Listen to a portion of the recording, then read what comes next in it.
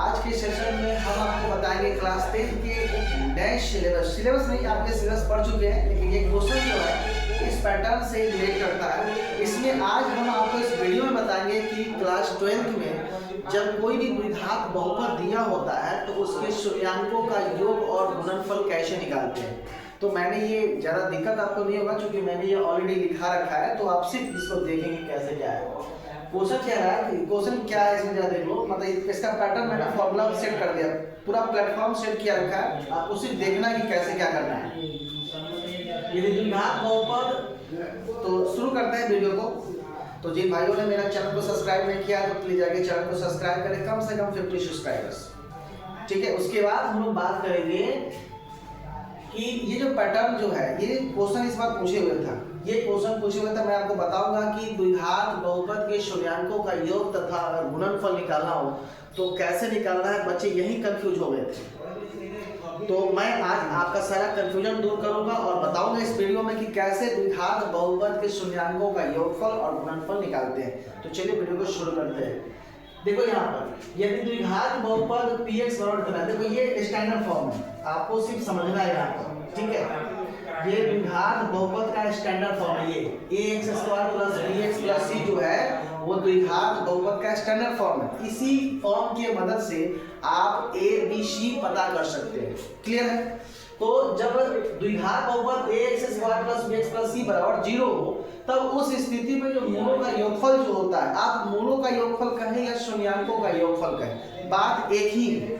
मूलों का योगफल कहेंगे तो मूलों का योगफल होता है अल्फा प्लस बीटा होता है। बात समझ में आई? अल्फा प्लस बीटा होता है मूलों का योगफल, और इसका फॉर्मूला जो होता है वो होता है -b/a। और -b/a कहां से आता है तो जरा x का जो इसमें x का गुणांक देखेंगे। x का गुणांक कितना है? x का गुणांक b है ना, तो ये b हो गया। क्लियर हो गया। और उसका x का गुणांक कितना है? a है, तो यहाँ a हो गया। तो a अगर चर्चा में आए, अगर आपसे कोई पूछे कि a कहां से आता है, सर वो x² का गुणांक है, ठीक है। और x कहाँ है तो जो x जो होता है वो b में जो x का जो गुणांक जो होता है वो हो गया। उसी तरह से मूलों का गुणनफल जो होता है वो अल्फा इंटू बीटा होता है, और फॉर्मूला c/a होता है। और c क्या हो गया? अचल पद हो गया। मैं आपको बताऊंगा कि अचल पद कौन सा होता है। वो कुछ नहीं रहता, बिल्कुल अकेले रहता है, ना ही उसमें x ना ही y ना ही z, कुछ भी नहीं, वो सिंगल रहता है, वही अचल पद होता है। अब जरा ध्यान से देख लेंगे।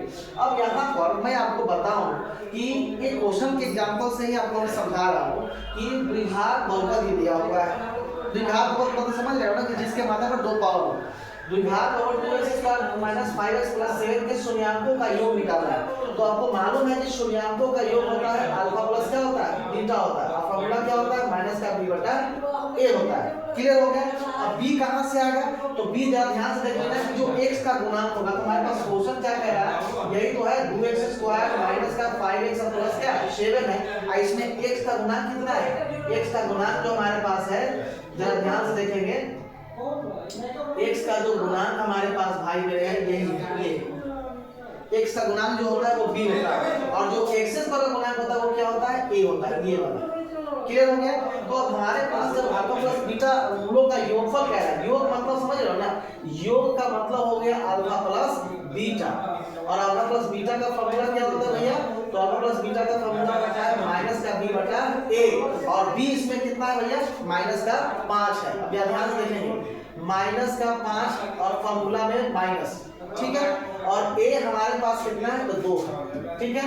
अब जरा ध्यान से देखेंगे, माइनस माइनस तो हमारे पास प्लस हो गया, कितना इसका आंसर हो जाएगा? 5/2। तो ऑप्शन में देखेंगे कि 5/2 है कि नहीं है, तो आसानी से आप क्लिक कर सकते हैं कि सर ऑप्शन जो ये है हमारे पास, यही 1 नंबर ऑप्शन क्लिक होगा।